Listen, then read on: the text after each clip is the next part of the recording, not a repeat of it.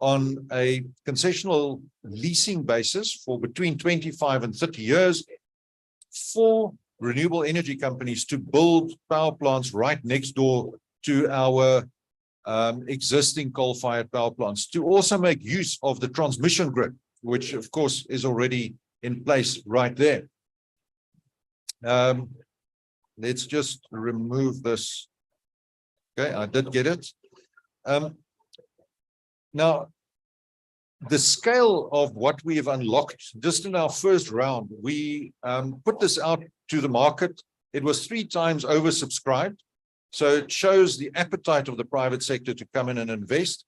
And I was just talking to the South African representative of Hydrogen de France, and he informed me that they are going to be investing 50 billion rand in Mpumalanga in an 800 megawatt PV plant that is going to store electricity by producing hydrogen into fuel cells, turning renewable energy into a 24/7 dispatchable form of generation. So this is tremendously exciting. And of course, it's 50 billion rands worth of investment that's going into Mpumalanga with no requirement for a government guarantee, no power purchase agreement signed by Eskom, no burden on the Eskom balance sheet or on the national balance sheet. So this shows what is possible when you start to remove obstacles and you start to enable people to take risk and to participate. Now, to continue and to make more grid access available, we are going to make investments in grid infrastructure, unlocking some 17 gigawatts of capacity to ensure that we can use the existing grid optimally. We've already paid for it, it's there. So rather than building only new grid expansions, we are going to use the existing capacity.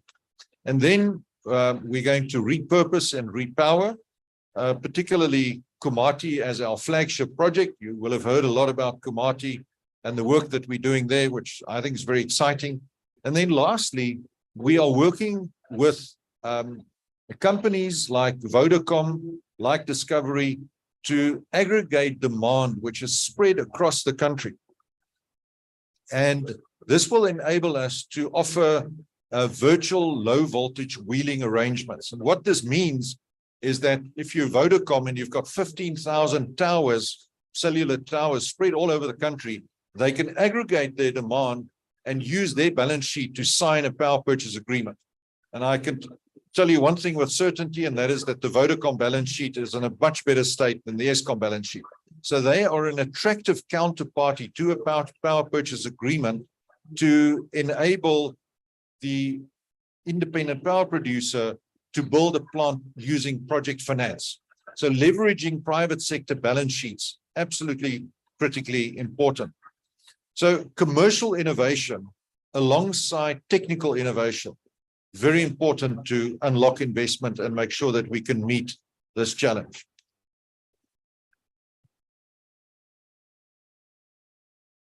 Right. So we have enjoyed really exceptional partnerships with our lenders. I must say that it's a pleasure. They can be quite tough.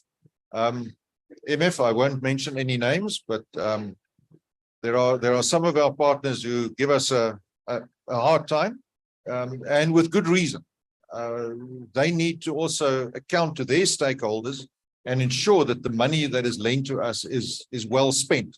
So the governance requirements are good, and we welcome those requirements because it's critical that we can demonstrate that money made available to Eskom is well spent and that it is not misappropriated through various underhanded activities. So we are today going to give the opportunity to the Climate Investment Fund, the $500 million, the World Bank, $497 million, in addition to 11 billion rand for battery storage. So the World Bank's really been a fantastic partner for Eskom.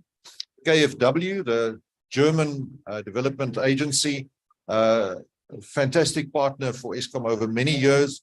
The New Development Bank also playing a key role, particularly with regard to developing countries, the African Development Bank, and then lastly, our own developmental financing institution, the DBSA, who remains a key partner and has been a key partner of Eskom's for many, many years.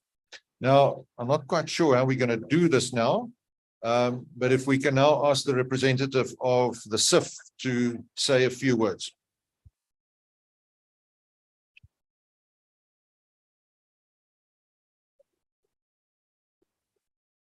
Who's on the line from the SIF?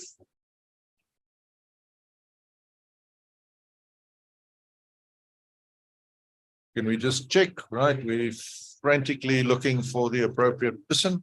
Otherwise, what I propose we do is we go on to someone else and we can come back to the SIF. MF, if you're still on the call. Yes, I am on the call. So I can say a few words, actually, even I hope that there is someone for the SIF, but I can say a few words for the SIF. So first of all, thank you for the opportunity. And I would like to use the opportunity to indeed confirm the point that CEO mentioned on the need to support the just energy transition in South Africa. We've just issued the report, the country climate report for South Africa, which proposes 3 transitions: the low carbon transition, the resilience transition, and the just transition, looking at the people, because it's very important to remind ourselves of the 2 other ones. And this first one that you mentioned, Andre, we make an estimate that between now and 2050, it will require about 4.2 trillion rand to indeed finance, this transition. So you're absolutely right, or about $250 million. So we therefore think that it is very important. The World Bank has put, of course, the climate agenda at the center of development. And this first transaction that you have mentioned, the $497 million for the World Bank, is very important. It's the first decommissioning and repurposing operation that the World Bank is financing in the development world. And I must say that I was at COP last week, and this was well received by a number of other countries that look to come and see what South Africa is doing. So at least on this point, congratulations to you. So I think that what is interesting in this operation, you have already articulated the 3 aspects of the financing, the decommissioning, but it's the demolition and rehabilitation of the site, because I think that this element is very important. As you indicated, the repurposing with renewable, with 150 megawatt of PV plus 70 megawatt of wind, in addition to 150 megawatt of batteries. So that forms the package of the second component. But I think that what attracted most people is the third one, which is to say that this condition must be just. And that means that it needs to indeed take into account the workers themselves and the suppliers. And you have various categories of workers in your workforce, including possibly looking at how the social grant system that is in South Africa will help in the transition, because our report shows that obviously new jobs may not be created exactly at the same time, but also looking at the communities and creating economic diversification opportunities. And let me mention actually that we have been also asked by the Mpumalanga government to help them structure a broader support to the community and the transition. Looking at the financing, I think that what is very interesting is the way we have been able to leverage other partners. And I think that the point that is made, it will take all of us to successfully support this operation. And I think that out of the $497 million, we have an IBRD grant loan, of $439.5 million. But we have been able to work with Canada, that has mobilized $47.5 million as part of the Canada Clean Energy and Forest Climate Facility at low interest. And I will mention, the rates just now, which means that it really blends the financing. And finally, and I believe that the Global Energy Alliance for People is present and will speak, we've been able to mobilize 10 million grants that allows Eskom to accelerate the preparation and the implementation of the transaction, because ultimately, it is really about quicker implementation. So attractive financing terms, I think that tenure of 20 years with 5-year grace period. In the case of IBRD, we are talking of 2.88 interest rate.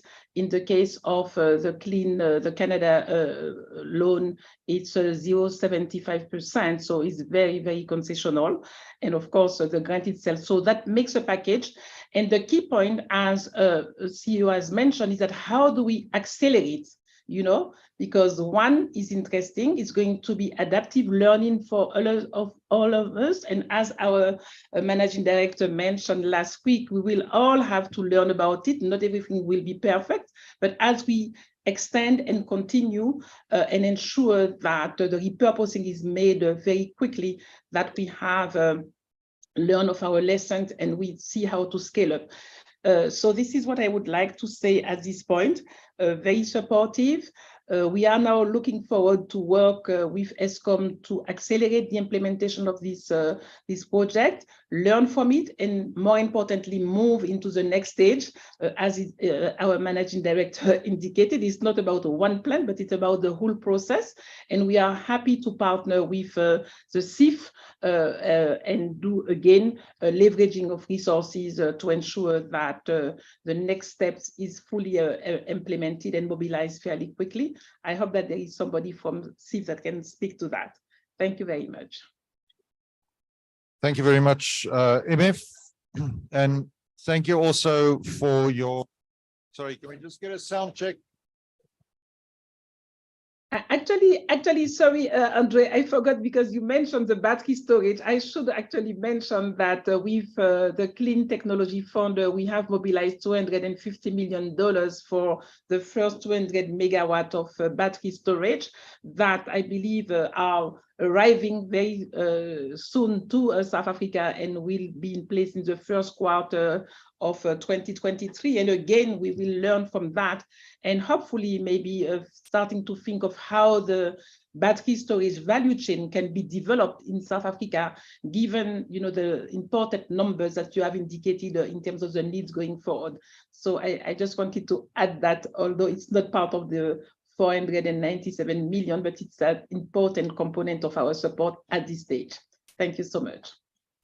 Thanks very much, MF, for those words. Also, if I can just quickly give you an overview of the terms for the CIF funding. It's $500 million, $50 million of which is grant money. 450 of that is available at an interest rate of below 1%.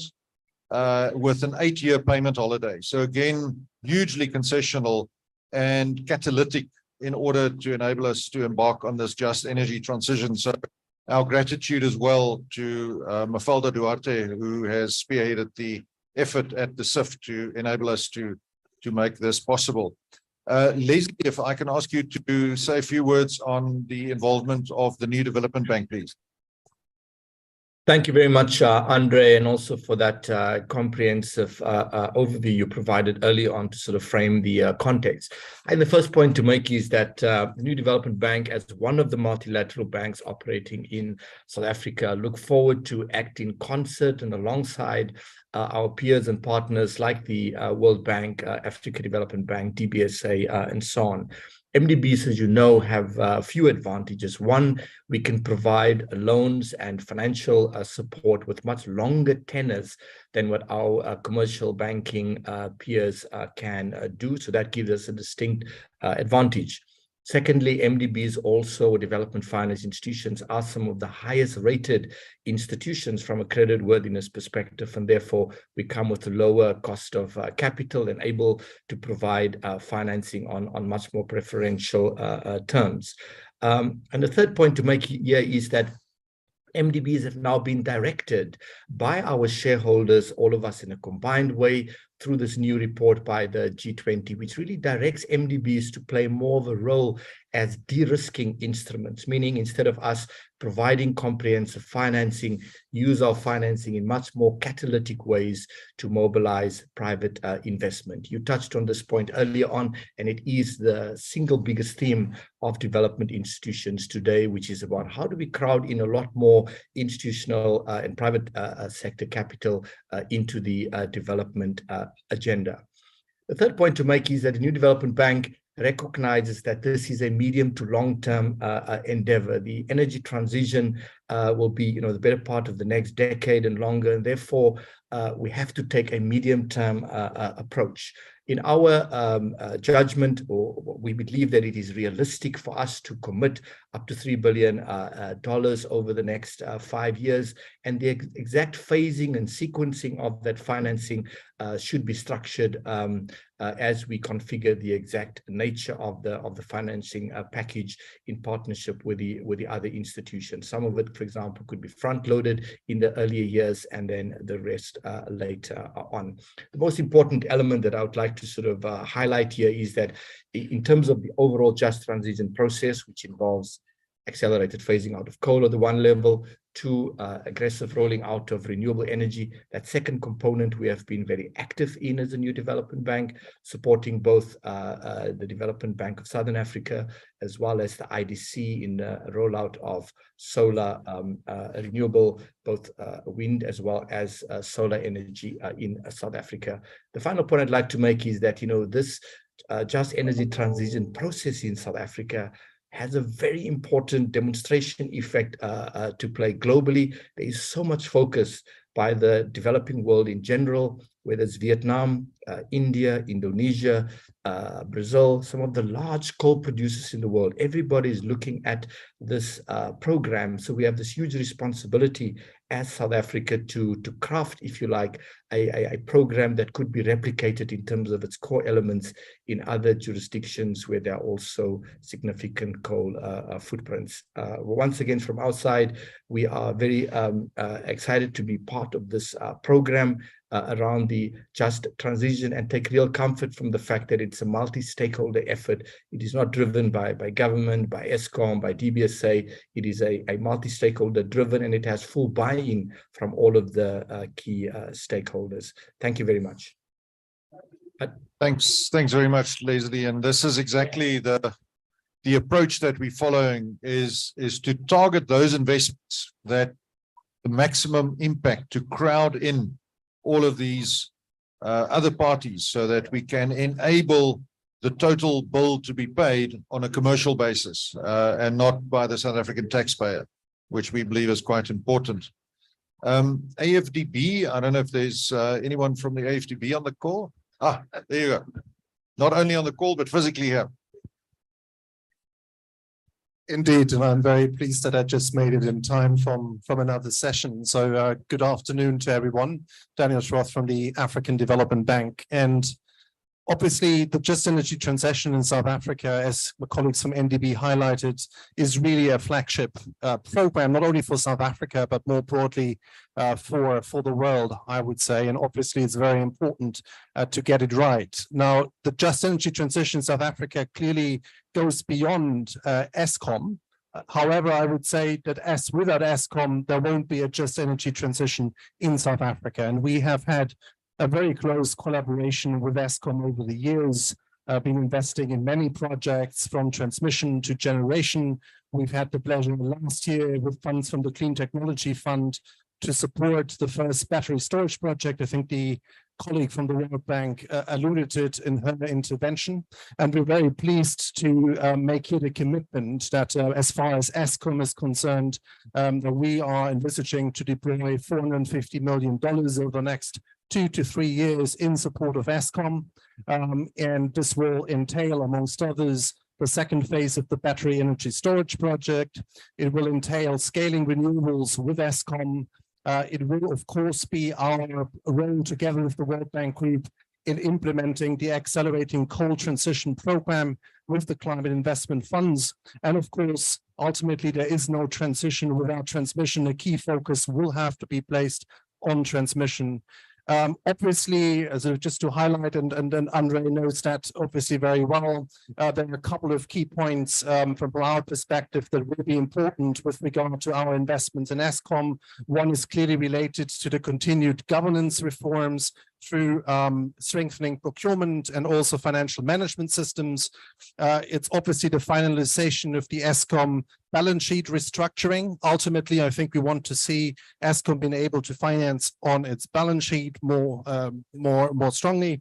Third, clearly focus on progress on unbundling, and that's obviously particularly with regards to the creation of the National Transmission Company. Fourth, there has to be a clear strategy and implementation of the whole receivables collection from municipalities that is entirely critical for the financial sustainability of Eskom.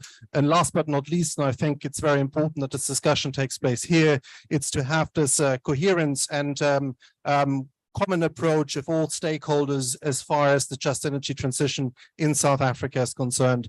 So just to conclude by highlighting that we are a committed partner to support South Africa and Eskom on the whole just energy transition process. So thank you very much. Excellent. Thank you very much. I think you can tell that our lenders are loyal but strict, and that's exactly the role that we would expect. If we can then move to KfW, and we move from dollars to euros. Yeah, thank you very much, Andre, and welcome, and thank you very much for having me. While I must now admit that I'm not the one pretending to be, so I'm not from KfW. You might chase me out of this space here. So KfW asked me, my name is Heike Henn. I'm heading the Directorate for Climate, Energy and Environment in BMZ, the Ministry for Economic Cooperation and Development, to show up at this event. So it was not me trying to kick them out and coming here. So I hope you bear with me. But I've been with the process for the last 1.5 years. I just couldn't make it to South Africa with the IPG visits for a couple of reasons. So, but we are highly committed to really this important process that just stems out of the leadership of the South African government, also the leadership within Eskom, really the ambition that the government of South Africa has shown over the last couple of years to go for this just energy transition that from the perspective of the German government has so many opportunities, economic opportunities. It's also about the just element, and that came up very strongly and rightly so, but it's really about economic opportunities for South Africa. We strongly believe in this, and really the leadership of South Africa. I just come from another event where we talked about that Indonesia today followed the example of South Africa, and it was announced today at the G20 summit or around the G20 summit that now a second JETP with Indonesia is coming through. But really thanks to the leadership of South Africa. So we try to be a really strong partner in this from the German side. I can subscribe with all the reform elements that you highlighted for the AfDB. And this is, of course, important: governance, unbundling, restructuring, also fully I guess also to the broader policy agenda that Andre also highlighted in the energy sector. And we're very happy that President Ramaphosa laid out his vision for the reform agenda in the energy sector. And I come to the support of KfW that is mentioned there. I mean, facilitated with funds from the BMZ, I must say, but never mind. But I mean, one key element that we from the German government want to bring into the JETP is policy-based financing that gives basically budget support to the South African government. We jointly agree with France and the World Bank on key policy objectives, for the energy sector, but also for the just part of the transition, and then hand over the money, basically. So this is, I think, very important for the reform and policy agenda that you laid out that then can leverage private sector funds. So we are partnering, we signed here, I think, a 300 million policy-based financing agreement with South Africa, and we were asked by the South African government if we would do it again, and we are thinking about it very positively moving forward. So, but the 200 million for transmission for the grid are rightly mentioned here. You mentioned also our support for training for people in the power sector. I think KfW with IPEX is also willing to collaborate on the ECA financing side of things. The German government, BMZ, is investing in the CIF Act, also in the FDB SEFA that will play out in South Africa. So we are here for the long term. We know that the 8.5 are not enough. So we already put 320 million more this year to the JET-P endeavor from the German side. And it might be that we do it every year. So it's not like a one-off last year in Glasgow, but we take it seriously and add more or less every year to the balance sheet of the South African Just Energy Transition Partnership. So thank you for having me, although I'm not KfW, so, and off I am. Thank you very much. Yes, the money behind KfW is even more important. So thank you very much. Yeah, and you know, if you keep on adding up these numbers, I'm now in my mind sitting at just shy of $6 billion. That's not small change, but that's not where it ends, because our own development institution, the Development Bank of South Africa, is also committing to significant support. Who do we have on the line? There's no one here, but we've already got 13 billion in direct funding. The DBSA has also enabled the private sector to invest in the renewable energy independent power producer program to the tune of 19 billion. And then there's a further 6.8 billion for risk mitigation investments. In addition to that, a total of 20 billion rand. Everything sounds so much more impressive in rands. I think we need to convert. But it just shows, ladies and gentlemen, that really we've got an extraordinary opportunity as South Africa to take advantage of the appetite to support the just energy transition in a way that is meaningful, that continues to address our socioeconomic challenges, our energy challenges, and ultimately can be a major enabler of growth in the South African economy to create a better future for all people who live in our beautiful country. Thank you very much. Thank you, Andre, and thank you to all the funders, I think, and the lenders. That was very, very impressive. Even though I've seen this before, I'm still impressed because it really is very impressive. We have time for maybe 2 questions. We do have a hard stop, and our chairman is also going to address you. Are there questions around the room? There's a lady there. And sorry, just keep the questions brief, please. No questions with subsets, because we want to give others a chance as well. Maybe must ask a question. Sorry. Sophie Mkwena from the SABC. Good money, but there are concerns that some of the chunk of the money, it's loans. The president wants grants. In terms of what we had today, is the whole financial assistance structured in such a way that it did take into consideration the concerns from the president?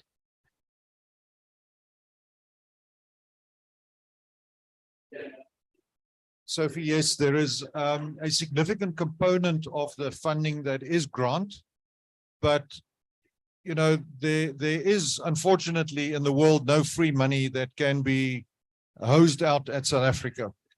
And I think it's very important that we also have the discipline of investing in projects that are financially robust and that generate returns that enable us to pay back. That financial discipline disappears when you only get grant funding. So the fact that we're getting highly concessional loans at extremely generous terms, I think gets us very close to the aspiration that the president has articulated.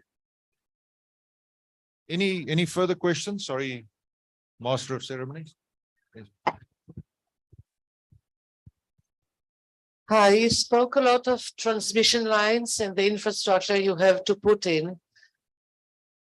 How do you look at the microgrids or macrogrids that can help you reduce the tremendous amount of billions of dollars you have to put in transmission line? And even if we look at the environmental aspect of it, it's something that we would not want to invest in it.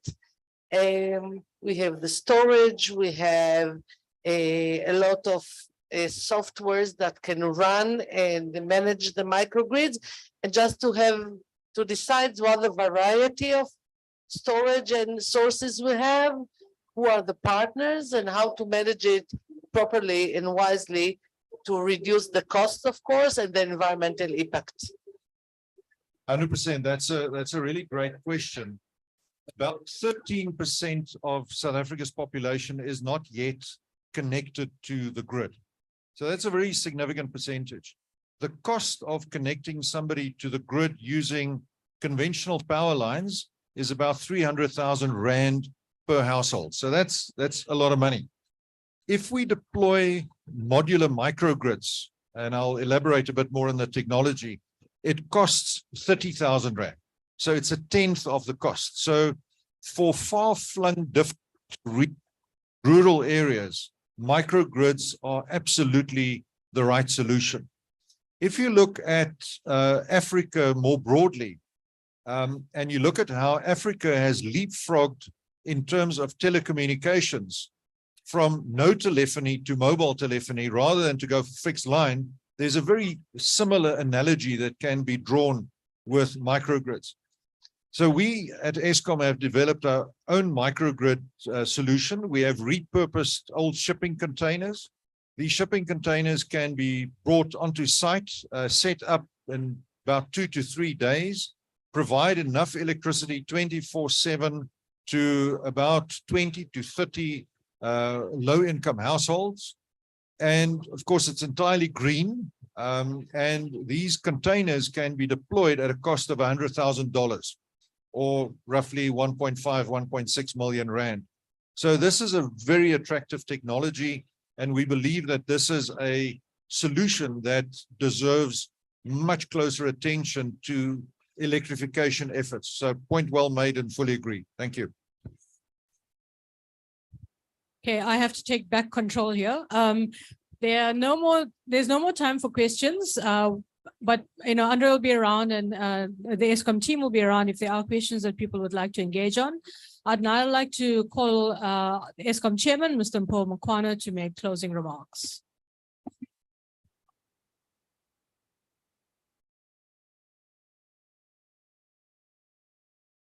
Thank you very much, Mandy. As you've already indicated, very little time left. Mine is just to really say a few closing remarks by way of acknowledging some of this wonderful work on behalf of the board. But firstly, I think it's important that we make this reflection. South Africa is a gateway into SADC.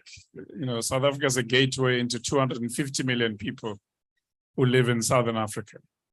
So a stable South African electricity grid is not just only important to South Africans, but is also important to the ongoing power reliability for our neighbors. And so all these investments must also be understood in terms of the depth and breadth of the benefit that will spread beyond South Africa. I just want to say on behalf of the board of Eskom, thank you very much to all the teams at Eskom in the various financing houses that have worked hard to ensure that today we're able to stand here and talk about these possibilities. I also want to thank all our key stakeholders, principally among these, the shareholder ministry, public enterprises, treasury, but most importantly, the government of the Republic, for really having paved the way through the enabling policy frameworks that they've provided. I think from a board position, we've been in office now for just under 2.5 months, and certainly we will be lending shoulder to wheel as our executive colleagues are driving these programs quite hard. A week or so ago, we were at Komati officially turning off one switch and switching on another switch of repurposing a power station into a renewable energy station. It was quite a wonderful moment to observe and really gives us a sense of hope that the future looks much better than the challenging environment we're in now. So with those few words, given the time that has run out, we wish to say thank you also to all of you for participating, and we hope to continue to interact during the course of the COP. Thank you very much. Are you taking back your power or it's done?